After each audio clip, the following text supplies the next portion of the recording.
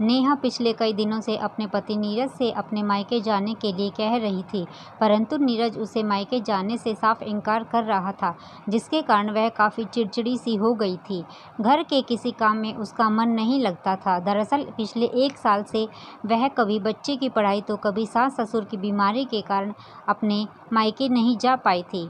कुछ दिनों पहले गर्मी की छुट्टियां पड़ने पर उसके पापा ने उसे फ़ोन करके बताया कि उसकी दीदी कोमल आई हुई है और उसे भी आने को कहा, पर तो पुरानी बातें याद करके उसका भी मन मचल उठा था। मायके जाने को छुट्टियों में सभी भाई बहन इकट्ठा होकर कभी अंताक्षरी, कभी लूडो, कभी सांप सीढ़ी तो कभी आइस पाइस और मारू पिट्टी खेलते थे। फिर भूख लगने पर सभी मिलकर कभी छोले भटूरे तो कभी दाल मखनी के संग खीरे का रायता और बेसन की रोटी तो कभी शाही पनीर की सब्जी और उड़द की कचौरी बनाकर सब एक साथ मिलकर चटकारे लेकर खाते थे।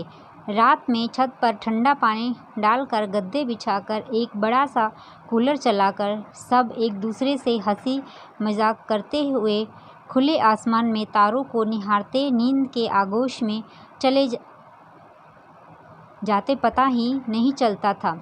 सुबह मम्मी पापा जब प्यार से उनका सिर सहलाकर जगाते तब पता चलता कि दिन निकल आया। उनके उठने से पहले ही मम्मी दलिया बना देती थी, जिसे छाछ में मिलाकर स्नान करने के बाद सब बड़े चाव से खाते थे। तब अपने बच्चों को एक साथ खाना खाते देखकर उसके पापा प्रेम से बोहर हो जाते थे।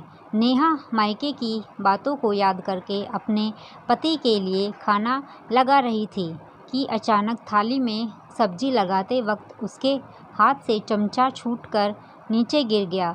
यह देखकर नीरज गुस्से में बोले, कैसे मन से काम कर रही हो, ढंग से काम करो। या सुनकर पापा बोले, बेटा यह मन से काम करो कैसे करेगी, बहू का मन तो उसके मायके में पड़ा है।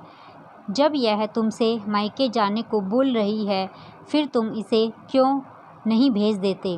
यह सुनकर नीरज तुनकार कर बोला, पापा हर साल यह छुट्टियों में घर तो जाती है, यदि इस साल नहीं जाएगी तो क्या हो जाएगा, वैसे भी घर में कितना काम रहता है। तभी उसके पापा ने एक रोटी तवे पर डाली, फिर कुछ देर बाद उसे पलटने की बजाय उसे ऐसे ही पड़े रहने दिया, जिसे उसमें जलने की महक आने लगी थी। या देखकर वह नीरज से बोले, बेटा यदि ना पलटा गया तो रोटी भी एक तरफ पड़ी पड़ी जल जाती है। यही हाल हमारे जीवन का होता है। एक ही स्थान पर काफ़ी समय तक रहते रहते इंसान का मन ऊब जाता है। इसीलिए भगवान ने प्यार भरे रिश्ते बनाए हैं, ताकि उनके साथ समय बिताकर मन प्रसन्नता से खिल उठे और जीवन में फिर से नई उमंग आ जाए। तूने देखा नहीं, हर साल जब यह अपने मायके से आती थी तब कितनी खिली खिली रहती थी। अब देखो लगातार काम करते रहने के कारण इसका चेहरा कैसे मुरझा गया है। मैं तो अब भी हर त्योहार और छुट्टियों में तुम्हारी मम्मी को हर साल उसके मायके लेकर जाता हूँ और इस बार भी लेकर जाऊँगा। पहले तुम बहू को उसके मायके लेकर जाओ, घर का काम तेरी मम्मी और मैं हम दोनों मिलकर कर लेंगे। बहू के आने से पहले भी तो घर के काम होते थे। पापा की बातें सुनकर नीरज मुस्कुराते हुए नेहा से बोला, सबके लिए खाना लगाकर जल्दी से तैयार हो जाओ, फिर तुम्हारे मायके चलेंगे। पति की बातें सुनकर नेहा ससुर का धन्यवाद करते हुए खुशी से जल्दी जल्दी थाली में खाना लगाने लगी। यह देखकर नीरज बोला, मायके जाने का नाम सुनते ही शरीर में फुर्ती आ गई। तब उसकी मम्मी मुस्कुराते हुए बोली, बेटा मायके का चाव ऐसा होता है दोस्तों, बेटियों के लिए मायका जन्नत होता है, क्योंकि वह एक ऐसी जगह होती है जहां माता पिता और भाई बहन का प्यार पाकर बेटियां सुकून और ऊर्जा से भर जाती हैं। यदि काफ़ी समय तक वह काम के बोझ से लदी रहे और अपने मायके में ना जा पाए तो वह चिड़चिड़ी सी हो जाती है।